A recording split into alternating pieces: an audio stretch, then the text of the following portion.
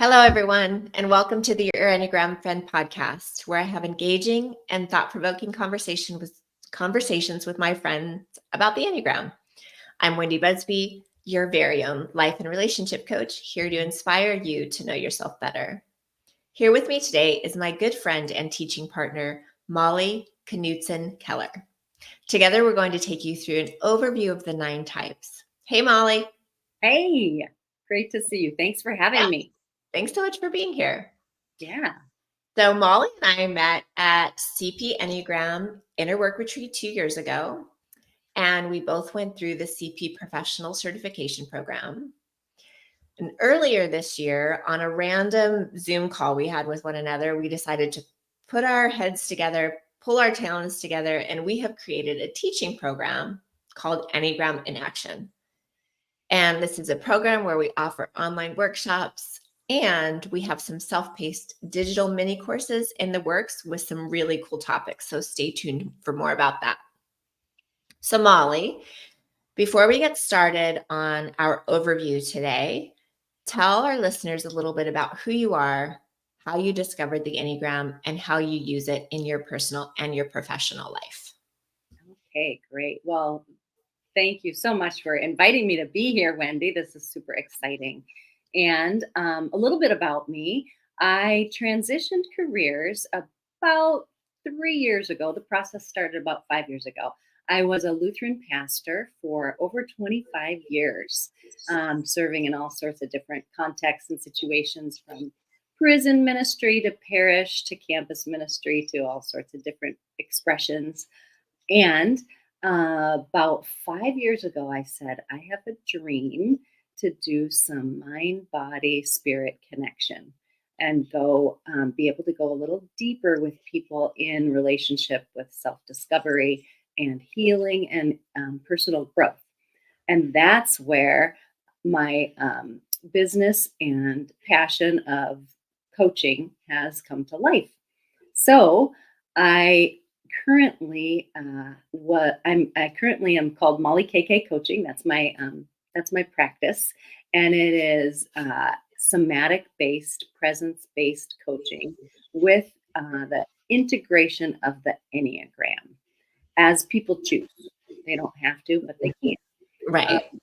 And so I was certified, as you said, through CP Enneagram Academy, which was excellent. And before that, I also did a year-long certification through the Deep Coaching Institute, which is presence-based coaching, connecting mind, body, spirit, and heart, and the Enneagram. So, as you mentioned, us putting our heads together and our hearts together and our physical space together to create this Enneagram in action has been so fulfilling. And It really has. I'm so excited for us. Yeah. And and one of the things that I think is a clue is the ease in which things have unfolded. And it's fun to think about both of us being heart types in our different ways, but we have just dug deep in, and it's just coming together so well. Yeah. You know what I mean? It really just came. It did. It was so organic. Yeah. Like it just happened on a random call, and we were just like, right. And I said, hey, would you ever consider collaborating on something together? And she's like, and you're like, oh, I'm so glad you asked because I've already been thinking about that. It's like, yes, let's do it. Let's do it. And then here we are. And then here we are. And yeah, the word that just came to me, Wendy, is efficient. Like the way that it organically has unfolded is efficient. And sometimes I can be a little bit pokey. So it's just beautiful to partner with you. So well, share with people what your type is. Okay, so I am an Enneagram self-preservation 2. And we'll get more into that in just a little bit, right? Yes. Yes. Well, we're going to talk about the type 2 in general. We're not going to go over right. subtypes, but for people who know, it's good to know that you're a self-preservation 2. I'm a self-preservation 4, so we coming in strong. with the self-preservation instinct. So yay, let's high five. Woo, here we are. Right. So a little bit about Enneagram in action, if I can share our vision, Yes, is please do. like this firm foundation in current, really strong Enneagram theory. Mhm. And so we teach a firm foundation in that in a way that's simple, accessible, and fun. And then out of this firm foundation, which will be influenced and integrated into anything we offer, we wanted to help people put the Enneagram in action, like to really help people in their day-to-day lives. Yeah, In because it's not just about knowing about it. It's about doing something with what you know about it. And that's where the word action came into be. It's like we want forward movement, we want movement in our right, life, in our growth.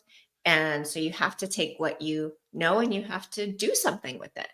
right. And Yeah, it starts with me. It starts with you. It starts with the individual. exactly. And then how we apply it and integrate it. And so, from this firm foundation, Enneagram in Action will help people apply it to parenting, to relationships, to life in the workplace, to spirituality, to whatever you're interested in, whatever your listeners are interested in, whatever our community asks for. So that's Enneagram in Action. Exactly. That was beautifully said, Molly. Oh, thank you. All right. So let's get into this. Yeah. Okay. Do it. All right. So I think it's good for people to know just kind of, well, what is the Enneagram? It's such a strange word. And, I'm around a community of people who have never heard about it. And so I'm starting with the basics. And so many people are like the Ennea, the what? Yeah, I totally. even had one lady, she was like, so I guess I need to learn about this enigma. She was like, that was so brilliant, right? I think it was like one of those brilliant moments, and it's like, Yeah, no, you have no idea. exactly. That is so awesome. So funny, but okay, so what is the Enneagram? The Enneagram is a powerful and profound self-development system. It describes 9 distinct personality types, and it serves as a sense-making framework for understanding our motivations. And it gives us tangible and practical applications for personal, professional, and spiritual growth. It helps you see and understand your habitual patterns and highlights those blind spots that limit growth and transformation. So, Molly, like, can you tell us where the Enneagram came from? A Yeah, little bit about a little bit, sure. Just touching on it briefly, the Enneagram system is between 2,000 and 4,000 years old. So this may be new to us, but it is ancient. Its roots are in the mystical aspect of Sufism, Christianity, and other ancient wisdom traditions.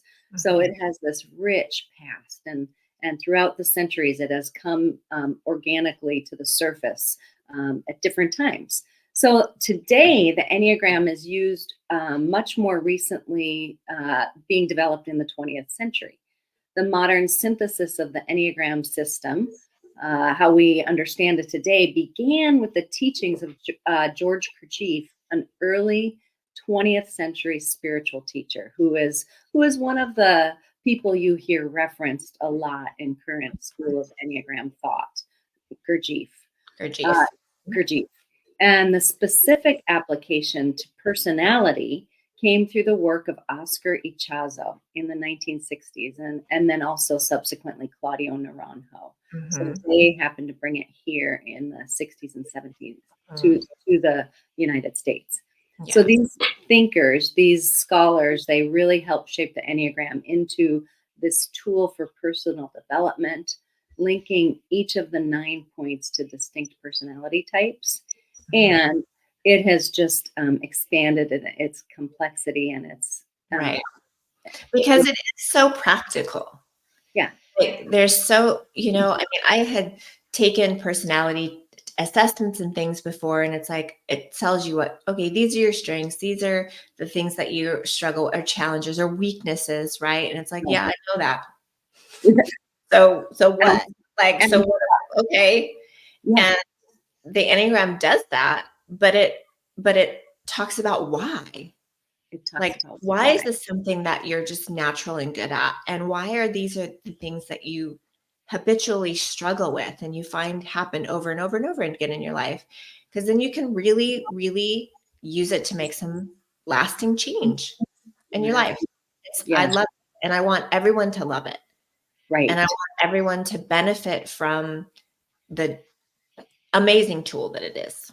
The amazing and the dynamic tool. Like we can Dynamic. use we can use the whole of it, even when we're landed in one certain type. We have Mhm. access and ability to use use the system to help us get unstuck, Right. to help us problem solve, to help us deepen relationships, most importantly with our own selves, I and know. then ripple effect out into the world. Absolutely. Yeah. Okay. So for the so for the purpose of trying to put some um, parameters around the framework, Yes. let's start by briefly talking about the three centers of intelligence. That Mhm. would be the body center, the heart center, and the head center. And Yeah. each of the three centers has three types in it. So if you're looking at the diagram, you can see the structure of three within it. Yeah. And so the body center is made up of types 8, 9, and 1. Mhm. The heart center is made up of types 2, 3, and 4. And the head center is made up of types 5, 6, and 7.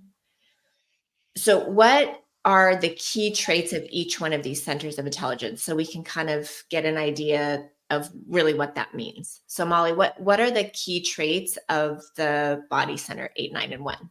Right. Okay. So the three centers of intelligence. I am a little bit, I'd have to say, passionate about the three centers Mhm. because the accessibility to all three, even knowing about them, is so helpful in grounding and presence. So, starting with the body center, it's connected to action, it's instinctual. And the use at the body center is movement, action, gut knowing, kind of like, oh, I felt it in my gut. You hear people say. Mhm. The Yep. underlying concern is connected to control and to anger. Yep. And so that's types 8, 9, and 1. The Mhm. heart center is connected to the emotional, and that is types 2, 3, and 4. And we use relationships, compassion, and affection. And the underlying concern, or what it's connected to, is sadness and image. And the head center, that is types 5, 6, and 7, use that's the mental center, and they use planning and insight, analysis, sometimes rumination, and the underlying concern is connected to fear and safety. And so Mhm. that's types 5, 6, and 7. Yeah. I Yeah. love that. I love the way you broke that down because and it's so helpful, when you do discover your type and because we'll probably have, some listeners that are new to the Enneagram, it can be a challenge to discover your type at first, and Yeah. that's totally okay. Yep. Okay that it takes some time. This is a process of self-discovery. It requires a looking inside of yourself and observing yourself, reflecting on the past of like, okay, these are some patterns that I can um, be willing enough to admit that that they're patterns in your life. And some people are like, well, can I be two types? Can I so when you're working with someone, Molly, and someone says, well, um, can I be more than one? Because I can't figure it out. What do you say to people when they ask that question? That is a great question. And just to kind of piggyback on what you're saying, wherever someone finds themselves on the Enneagram in this process of self exploration is perfectly okay. It still serves self awareness and growth personal growth. Right. And I say this from experience. I lived for a long time as Enneagram Type 6. Mhm, And that's it was the influence of that self-preservation. And I didn't know that. And so it served me well, though. It mhm, didn't hurt me. And the beautiful thing that happened for me was my professor just met me right there. My coach, my teacher was like, "Oh, okay, you don't think you're a 6 anymore? Great, you're a 2." Because I said so. And so there's no judgment when someone talks to me about where they're, if they're two types or whatever. I do share that no, actually, we do land in one type, and keep being curious with compassion. right. Keep being curious, and And that's one of the values of our Enneagram in action. yes, Curiosity with compassion for yourself and others. yes, Curiosity with compassion. that is the foundation. Yeah. And Hmm. I love it so much. It's Yes, such a hard type thing to do. it is. It is. Yes, that's right. And we all have that really honed skill of the inner critic, Burp, burp, burp, whatever it is. So this is really intention around curiosity with compassion. Yeah. All right. Well, I think that that's enough, jabber for us. Okay. Yes. People are like, okay, we'll get on with it. Get on with Okay. it. Okay. Here we go. So, um, let's start with type 8 because Okay. because we talked about the centers of intelligence. The body center is types 8, 9, and 1. Let's just go ahead and start with type 8. Just So move. I'm going to just give a quick overview, and you pop in with whatever your thoughts are about type 8, and then we'll go from there. Okay. Okay? That sounds great. Good. All right. So type 8 is often referred to as the powerful challenger. They're characterized by their strong will, self-confidence, and their innate leadership abilities.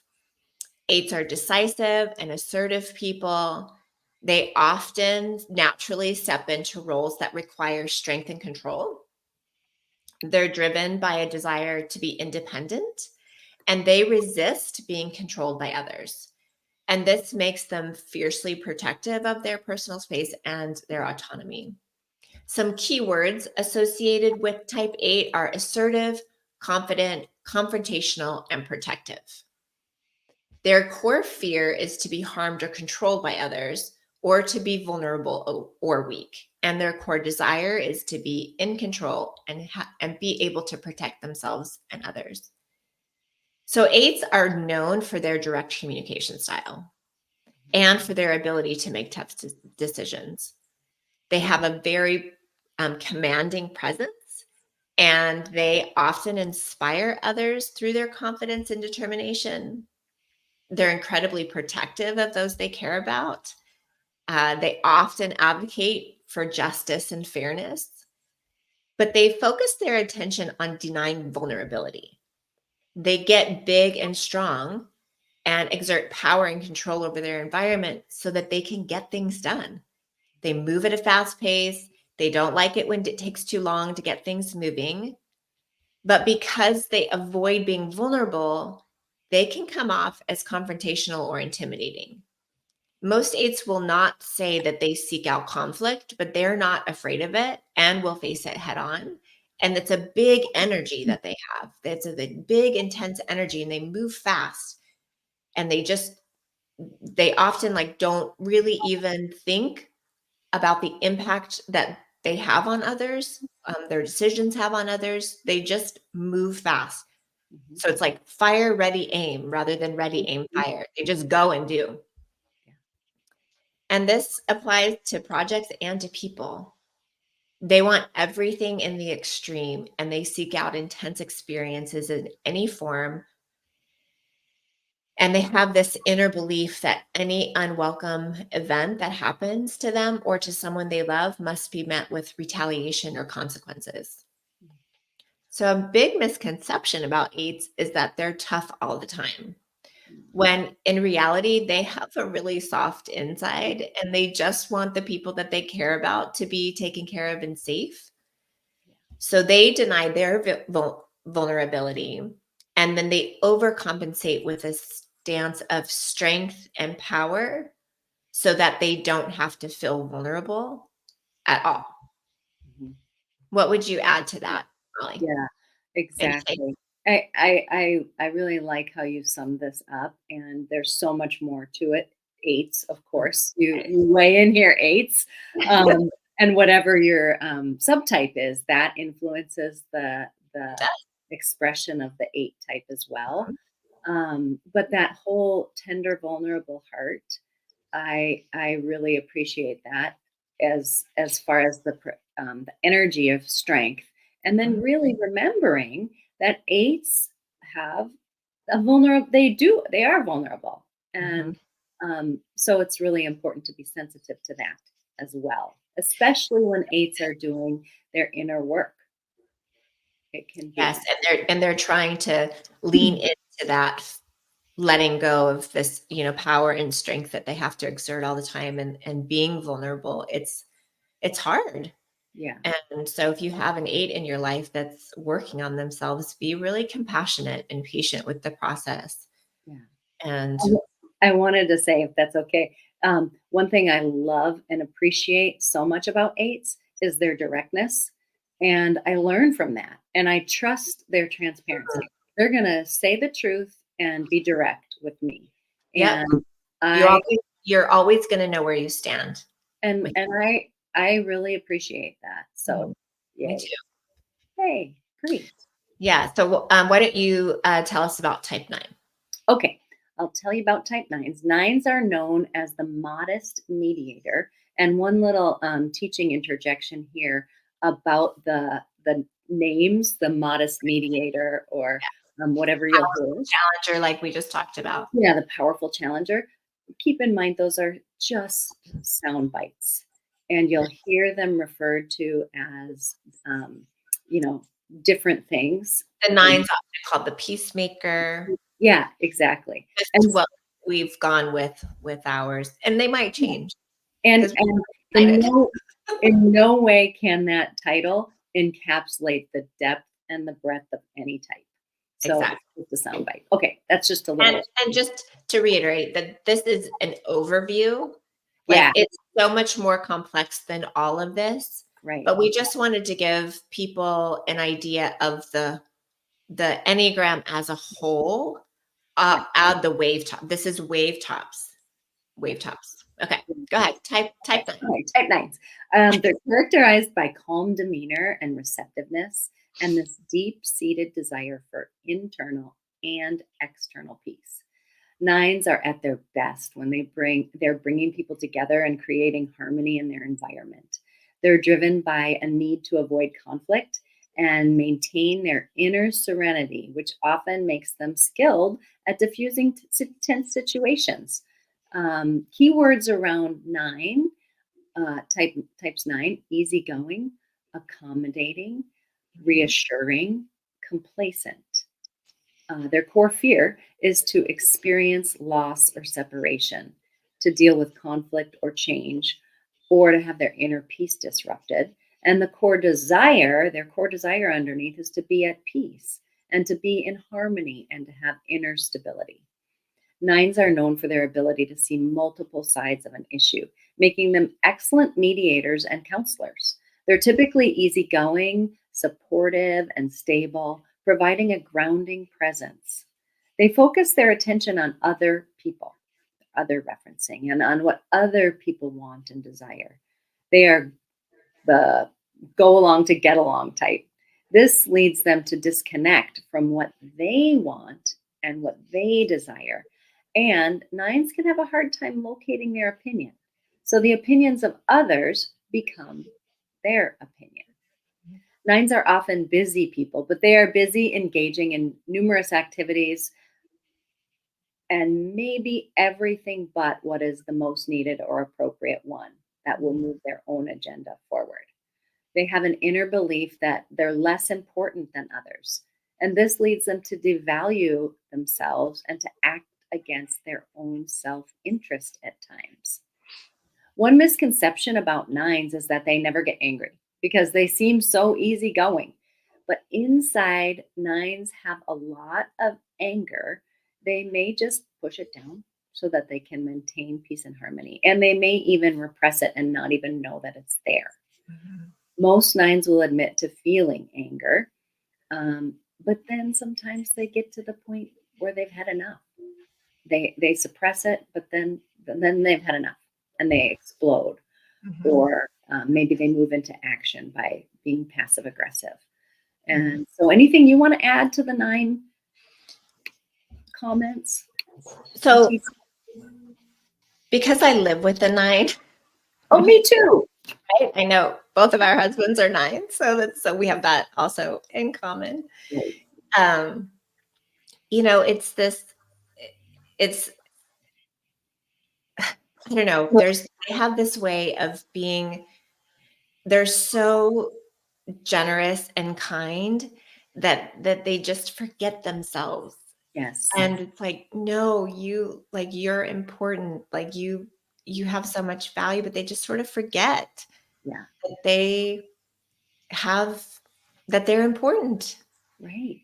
And And yeah, that, so and 9, that we need them at the table. Bring yes, yourself to the table, bring yourself please. to the table. Yeah. Yeah.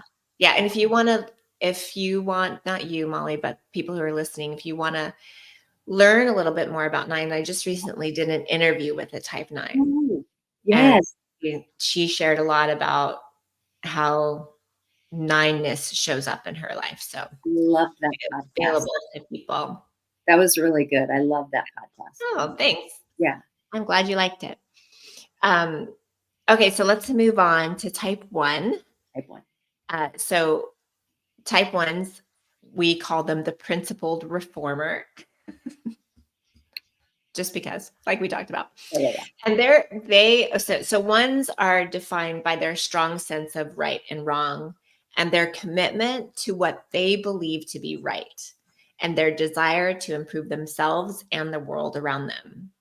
They're very conscientious, ethical, and they have a strong focus on maintaining integrity and high standards.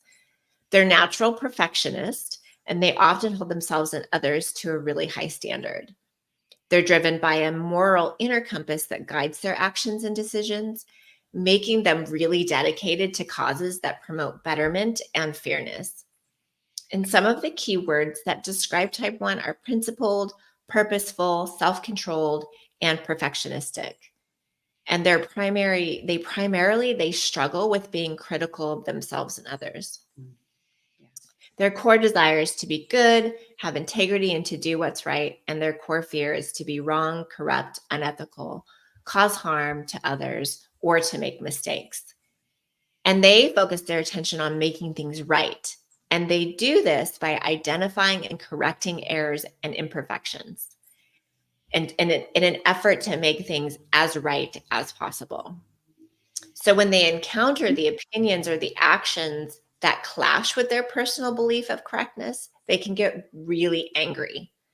But the anger is repressed and instead comes out as a frustration or a rigidness. You'll often see one sort of kind of go like there's this like Yeah. tightening of the Mhm. shoulders and a rigidness in the jaw, and you'll know, okay, they're feeling angry, but they're not going to show it. They're going to press it down because they often think that, well, anger is bad and they want to be good, Yeah. so I can't be angry. So what happens is that they just become more friendly, but their Mhm. friendliness is in an effort to control Mhm. their underlying anger.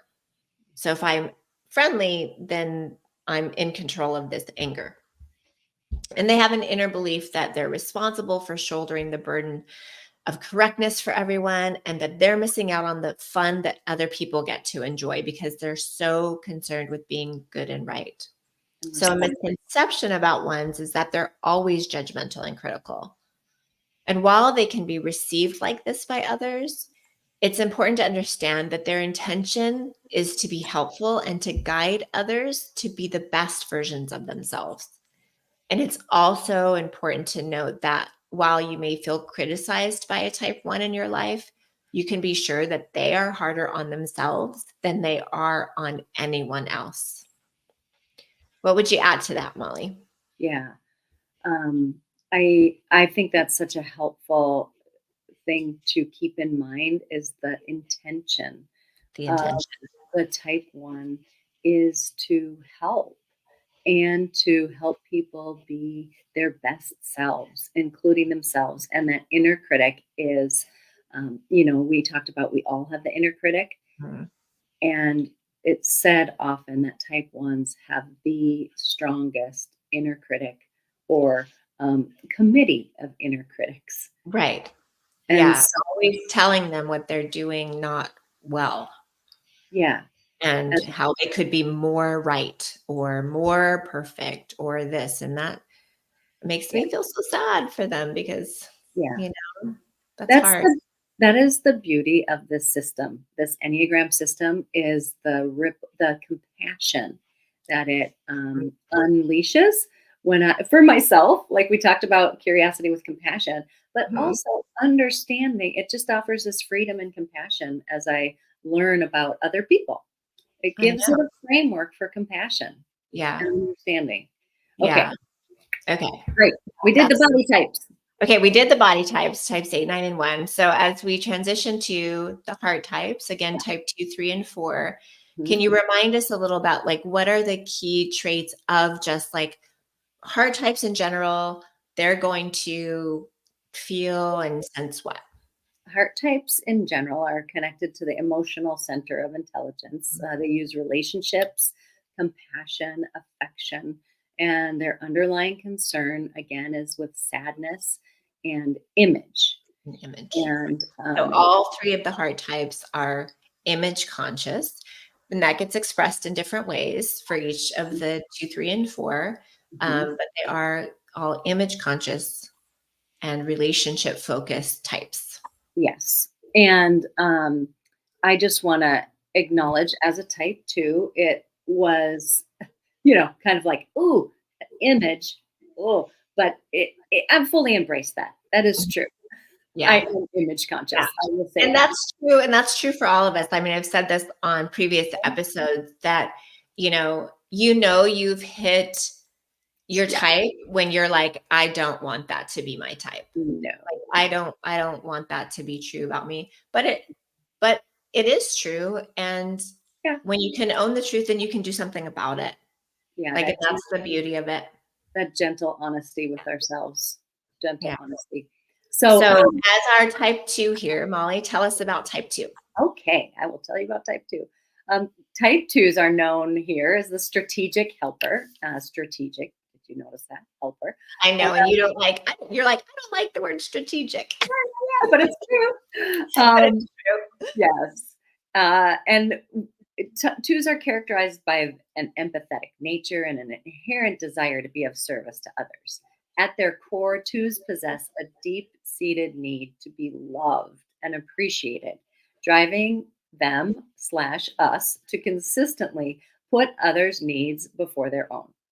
Twos excel in interpersonal relationships, displaying warmth, generosity, and a keen sense of the feelings and needs of those around them.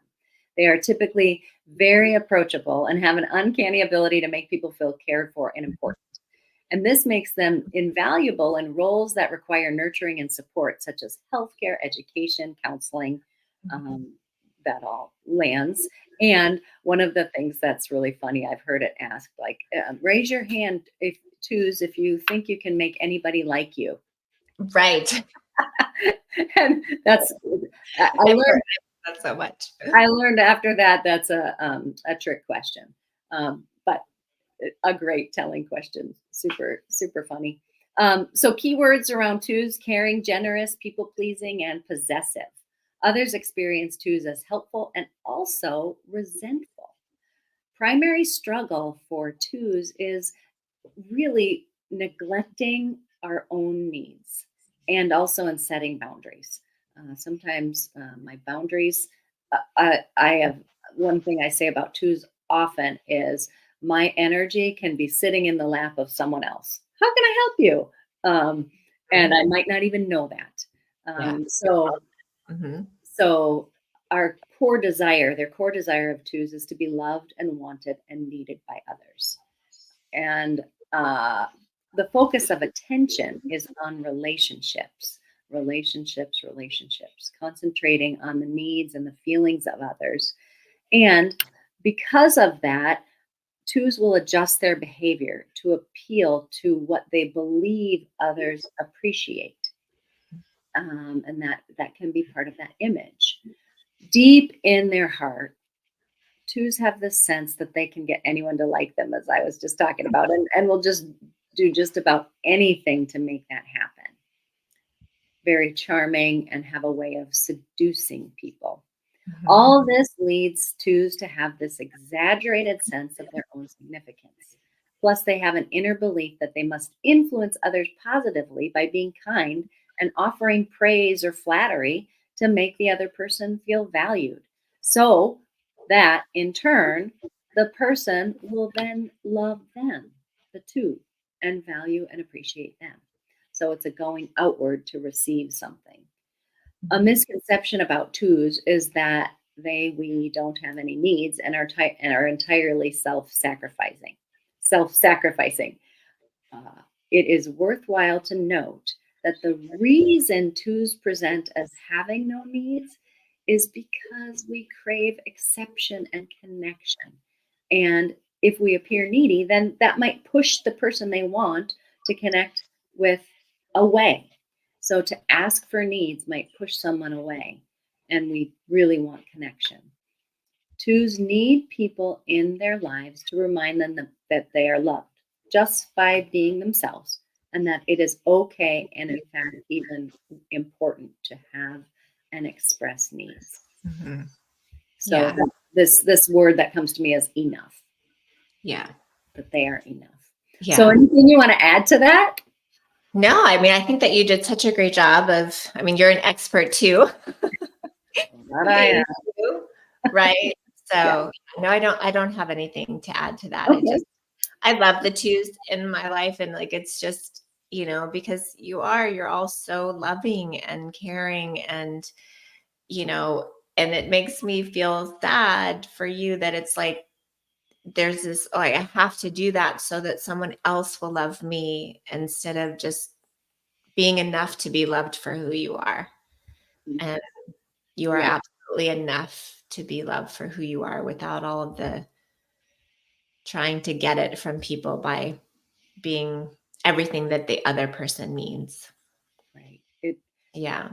Thank you. And that's the beauty of consciousness, right? Becoming conscious of what that underlying motivation, that underlying core fear and core desire, that flavors so much of our patterns and behavior. And this is for any type. Once we Yeah. recognize that and go, oh, I just want to be loved. Right. You And know? and all types are praised in a certain way for the things that we wanted, that we should really change, right? In our own way, we're kind of Oh, praised. right. It Right. serves us. Twos are, praised for being helpful. And if someone needs a volunteer for something, the two's going to be like, I volunteer, And or I'm I mad pay about for it. it, Yeah. or whatever. And it's like, oh, well, gosh, they're so, helpful and self-sacrificing, and they're not selfish. And it's like, but underneath all of that is the motivation to get their own needs met. So it's not altruistic. Right. And It's all of these patterns came from somewhere. They served us. They served us for so long. They were our adaptive strategies from really young places, and then maybe they're not serving us anymore. And so that's where this personal growth and self-awareness comes in. exactly. Yeah. Okay, tell us about the threes. All righty. Okay.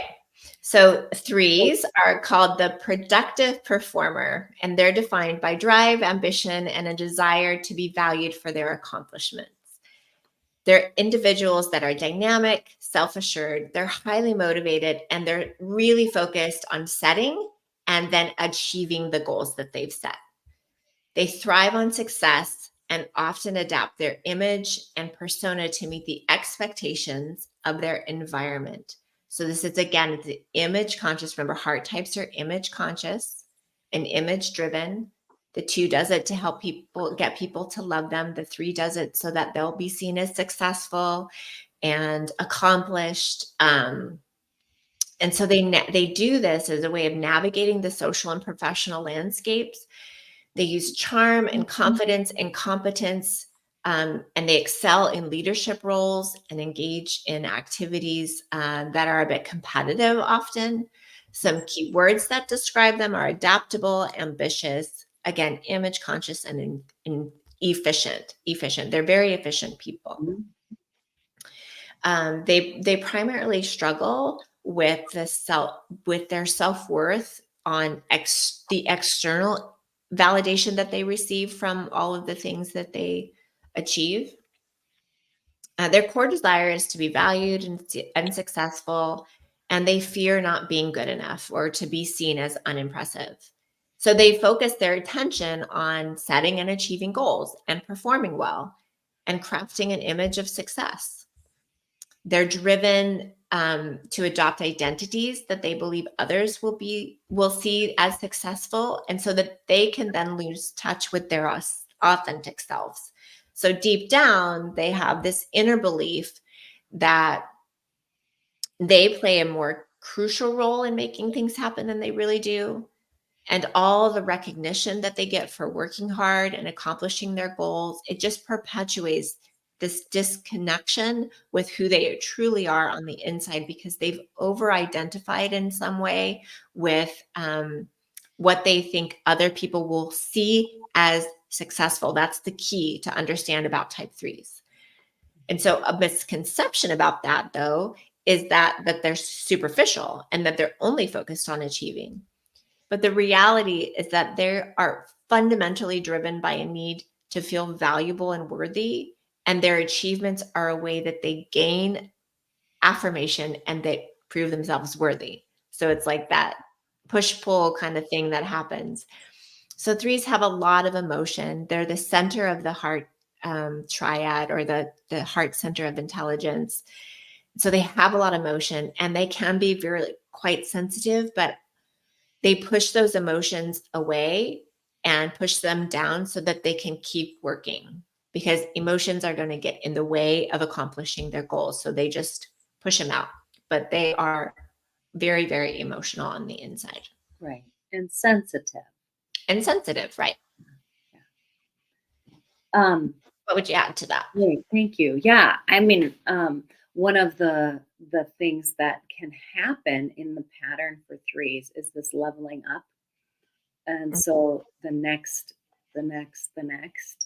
and that can just be exhausting Mhm. when the next higher goal is Yeah. Yeah, goal they is often in the they next. often won't even celebrate, like, the goals that they've accomplished, because Right, they're already on to the next the goal. next one. Yeah, yeah, and Yeah. so recognizing that and taking a beat. Mhm. Yeah. And I was just thinking, Wendy, that you and me both have access to the three as our wings. We And do. so leaning into that is serving us well. So Yes. the And gift. we've talked about that, of like, because that's one of the cool things about the Enneagram in relationships, and how you can use it in relationships, is finding those connecting points with the other important people in your life. Yeah. Like, for instance, my husband is a type 9, Mhm. and he has a wing of 1, and I have an access or an arrow line to 1. So Mhm. I can kind of come out of my 4-ness, he can come out of his 9-ness, and we can meet at type 1 and be like, okay, what are some of the higher qualities of this type that will help us in our relationship? And you and I can do that by meeting at type 3. Yeah. And especially with the business venture, right? Of setting goals, achieving goals, and being really focused and Mm, practical and all of that. So yeah. I love That's that for us. really cool. That is really cool. I love it. Yeah, Yay. Wendy, next we have type fours. I know. Now, you are the type 4 expert inside and out. And Mhm. so why don't you share about type 4s? Okay, I will do that. Oh, us type 4s. I love you all so much. And we're often referred to as the authentic creative, and defined by our sensitivity, introspection. It's a deep-seated desire for authenticity and personal identity. Fours are emotionally honest, creative, and very personal. but they can also experience feelings of melancholy and longing. And that's where that sadness comes in. So fours have this unique ability to tap into the depths of human emotions, and it makes them naturally inclined towards like the arts and creative expression. And we want people to feel something deep when they see the things that we've created or hear the things that we've done. It's all about feeling. So fours are highly individualistic, and they value being seen and understood for who they truly are. This drive for authenticity leads them to explore their inner worlds extensively, which can result in rich and sometimes tumultuous emotional lives. 100%. So some of the key words for are creative, sensitive, introspective, and temperamental. They struggle with feeling misunderstood and feeling inadequate. They have a core desire to be authentic and unique and true to themselves. And they have a fear of being without a unique identity or being kind of stuck in this ordinary, mundane sort of existence. So fours focus their attention on their emotions and on the emotions of others and on the dynamics of the personal connections and disconnections with the people in their life that they're connecting with. Fours have this deep inner belief that something is significantly wrong with them and that this triggers feelings of sadness and longing. It's this longing for what is lacking, and it leads the four to unfavorably compare themselves to others and what they perceive that whatever quality that they lack and they think that somebody else has. And so then they compare themselves, and they always, not always, but often come up lacking. And they can sometimes have this kind of inferior and superiority complex that can go both ways.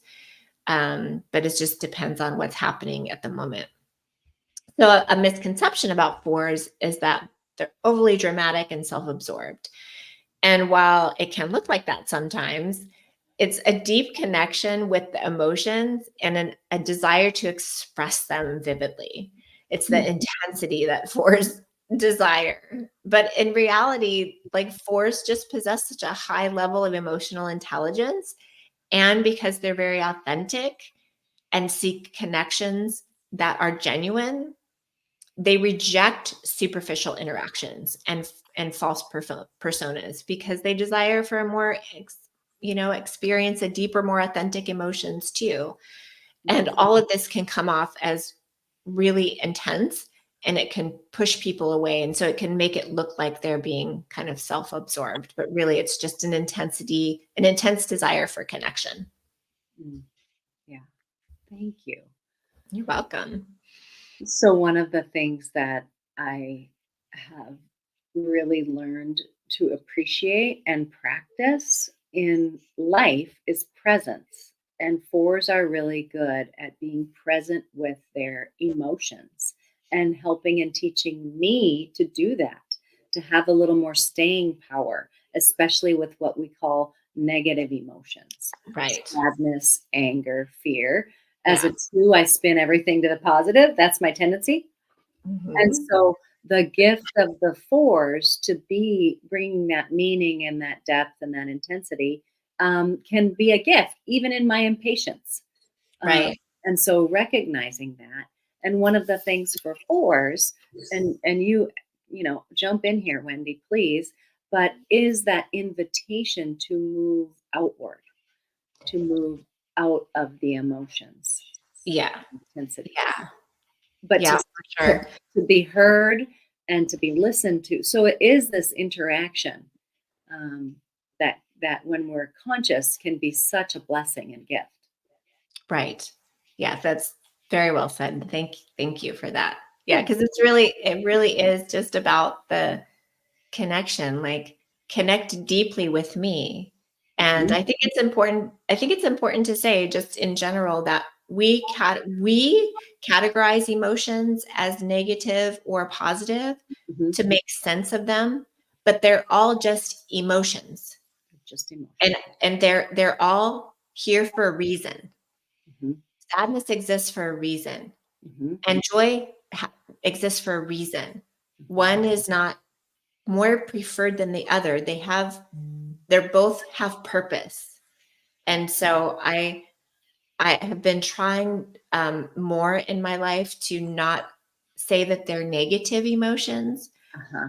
as opposed to positive emotions, but that they're just emotions and that they're okay and they're there to serve a purpose in the moment. But for the four, not to get stuck in those quote unquote negative emotions, Right. but to let them move through. All emotions should move through. They're there for a reason. Listen, learn, and let them move on. And so, okay, so there's my little soapbox about emotions. I love it. And what the emotions do when we let them all be part of our repertoire, right? Yeah, Is right. they just expand our life experience. They Mhm. expand the whole of ourselves. And it's that developing of, yeah, anyway. I could go on and on. I know. But Yeah. We're the emotion relationship experts, twos and four. No. that's right. All Oh right. my goodness. We're digressing. All right, let's move Okay. on. So we finished up the hard types, 2, 3, 4. So let's move into the head types, types Okay. 5, 6, and 7, and do your little intro Okay. to that about like, okay, remind people about the head center. Okay. Connecting to the head center. The head center is one that, especially in our culture, we are really good at honing those skills of the head center.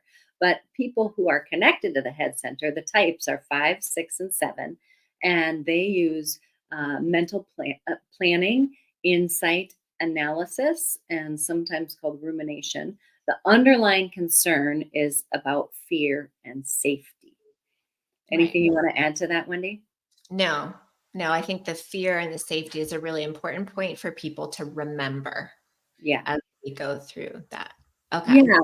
Yeah, that's a good point, and it is one of the core emotions, and for types 5, 6, and 7, it's something that is, extra connection, Yeah. like for all the types. Yeah. Mhm. But can be hard type for them to identify. And That's that fine. we're not going to get into that, but that'll be an interesting conversation when we do. Okay, Right, so start right. us off, Molly, type Okay. 5. We'll talk about fives. Yay, fives. Okay. Enneagram type fives are known as the analytical specialist and are characterized by their intense curiosity, perceptive insights, and as a strong desire to gain knowledge and to understand the world around them. So, knowledge, seeking information is one of the main ways of type fives. Fives are analytical, observant, and often very innovative, preferring to think things through extensively before speaking or acting, to observe. Fives value independence and personal space, often retreating into their minds where they feel most confident and in control. This intellectual approach provides them with a unique perspective and solutions to problems, making fives excellent in roles that require deep thought, that require research, and that require independence or autonomy. The Mhm. key words around fives: analytical, perceptive, innovative, and detached. One of the primary struggles for fives is being overly focused on information and closed off to emotional connections. Their core desire is to be competent, to be knowledgeable, and to be capable in any situation. The core fear is to be useless, to be incapable, uninformed, or depleted of resources. And that can be of time, money, knowledge, space, Right. whatever resources are. Fives focus their attention on managing resources like their time or space or energy, and they observe life rather than participate in it because they favor mental analysis over emotional engagement. Fives are reluctant to opening themselves up to giving or receiving because they have this inner belief that if they don't tightly control and keep their resources, keep them to themselves, then others or the world will ask too much of them. A misconception about fives is that they are detached or aloof. Yes, they do value their privacy, but this is an oversimplification. They have such depth and motivations. Fives are intellectually curious and have an insatiable need to acquire knowledge, giving them an ability to explore complex ideas and to offer unique perspectives. Their need for privacy isn't so much about a lack of interest in others, but of maintaining their focus on learning and acquiring knowledge. Yeah. Yeah. Yeah. Anything you want to add to that? I just think fives are so interesting. And without explaining what wings are, we'll save that for another episode. But I have a strong 5 wing. Mm-hmm. And so I connect a lot with the fives experience. I can want to control my time and my space and like needing alone time and stuff like that. So I get it. And I just find them super interesting people to have conversations with because they're often very smart and have data to like, it's just interesting. I don't know. So I Yeah. won't keep going, but I like fives. I think that they're interesting people. I Yeah. think all people are interesting, but I think I have a special connection just because I really relate to them a lot. Yeah. Yeah. Interesting. Well, and it shows because of how incredibly gifted that you are in teaching, because you have gathered so much information and knowledge and Mhm. have an ability to share it as you Hmm. lean into your 5 wing. So, Molly, so take that. thank you. Yeah, it's true. It's All true. right. We've got 2 more to All go. right. Here Let's we do, go. Thanks for here we go sticking with us. type 6. All right. Type 6 are the skeptical troubleshooters, and they're defined by a strong sense of responsibility, commitment, and they have this keen awareness of potential risk. Sixes are driven by desire for security and stability, and this makes them highly vigilant and prepared for challenges that might arise. They're loyal and trustworthy. Sixes value strong, supportive relationships, and um, that often serves as a backbone to their family, workplaces, and social circles because they're so loyal and supportive of other people. They have this exceptional ability to foresee problems, and they offer practical solutions when they see problems, which makes them completely indispensable in crisis situations. They might seem anxious a lot of the time, but when a crisis happens, they are often the most calm people in the room because they've already thought about all the things that could go wrong. So, a few keywords that describe them are loyal, responsible, anxious, suspicious, and they struggle with doubting themselves, and they can be a bit indecisive sometimes because they're seeking that certainty, and an effort to find certainty can lead them to being indecisive. They have a core desire to be secure, to safe, to have a plan, and they have a core fear to be without guidance or security, support, or to be uncertain about things. They focus their attention on identifying potential threats to stay vigilant to the complexity of things. And so then they use their analytical headspace skills to grasp various facets of situations and of people. So sixes are driven by fear, and this fear drives them to constantly anticipate what will happen to make them feel safer. And they have this deep inner belief that people's situations and life are unreliable, and this leads them to constant questioning. I'm sorry if you can all hear my dog barking in the background. This should make my dog going. So sorry about that, I everybody. love it. I love it. So a misconception about sixes is that they're paranoid all the time.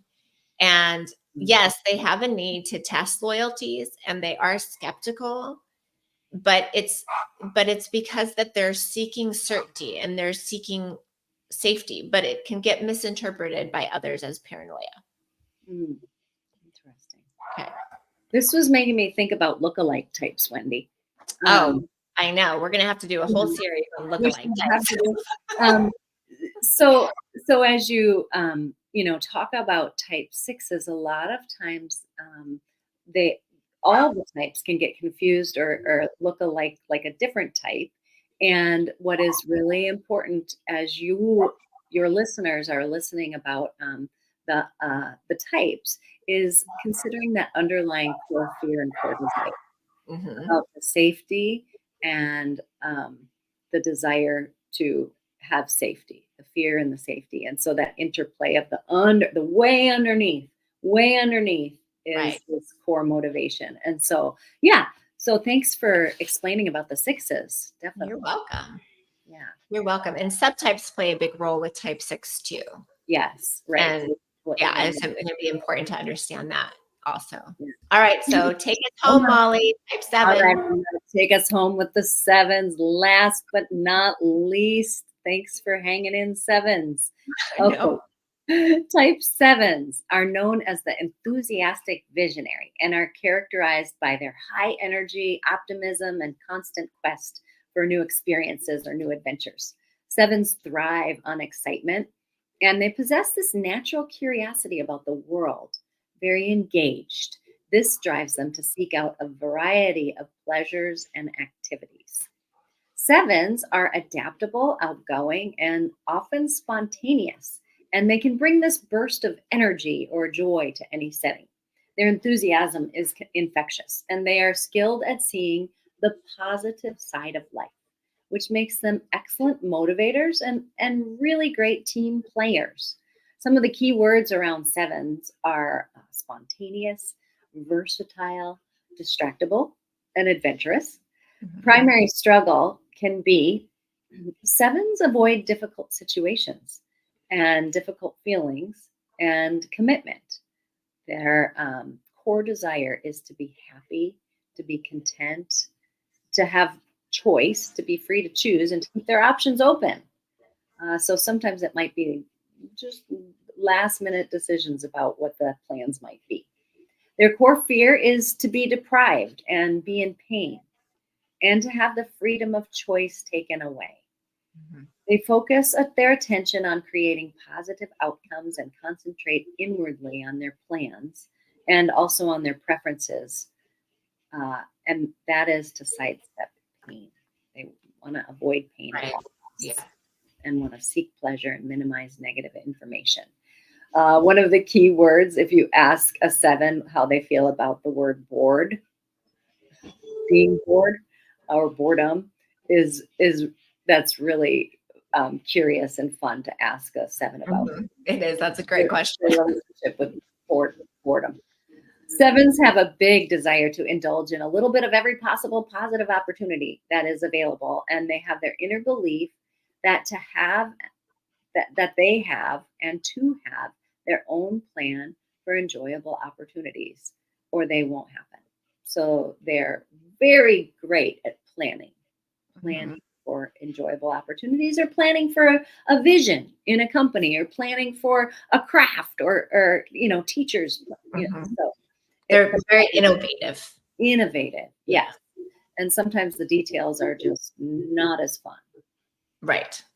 A misconception about sevens is that they are superficial and irresponsible, when in reality, sevens have a remarkable ability to remain optimistic and to use that positive outlook to encourage the people around them. Their enthusiasm can and is infectious. Mm. They're also very resourceful people, making them excellent innovators and problem solvers, as you were Yeah. just saying. So, Yes. anything you want to add to sevens?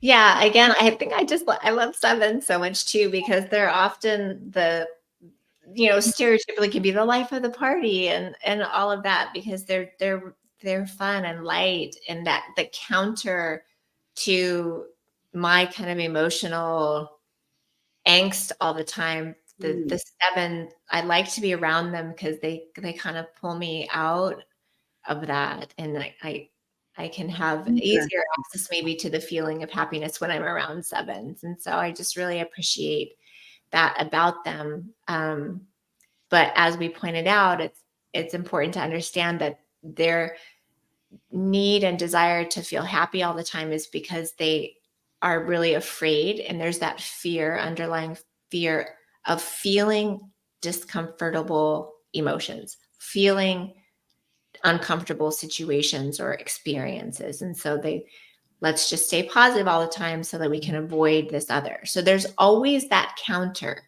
Yeah. that is important when we're looking at the Enneagram, when we're studying the Enneagram, and you're getting to know your type more and more, to look at, okay, well, this is a positive quality.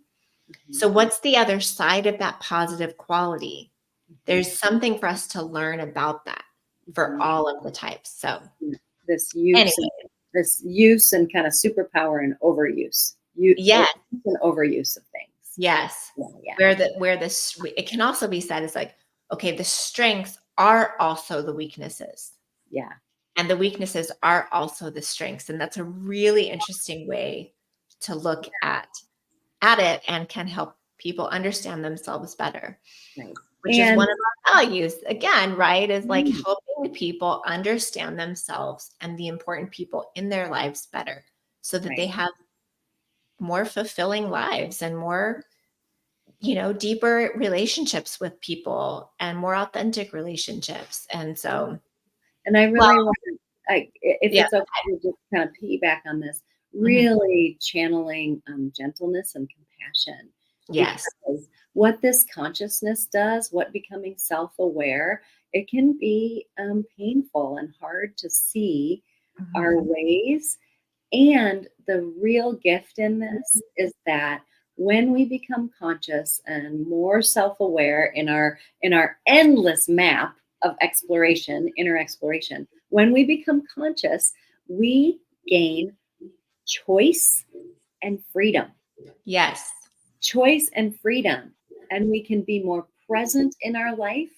And it just has this yeah, ripple effect of good in the world. right. It's not about digging harder into your way of being. It's about getting out of it so Yes. that you are freer Yes. to be more authentically who you are. Yes. I love it Oh, so oh much. my gosh. Now I have one for another thing we can talk about is really lifting up the true essence of each type, the gift, the magical. Yes. Anyway, I'll stop there. Okay. All right. We've gone over an hour, so Exciting. we'll wrap this up. But Yeah. thank you for joining me on your Enneagram Friend podcast, Molly, Oh, my thank you. my friend, but also my teaching partner. And we hope that all of you will stay tuned for what we have coming with Enneagram in Action. So stay tuned for that. And until next time, I just hope that everyone is doing well. And I just want you to know that I love you all so much. So we will see you soon. Thank Bye. you. Bye. Thank you.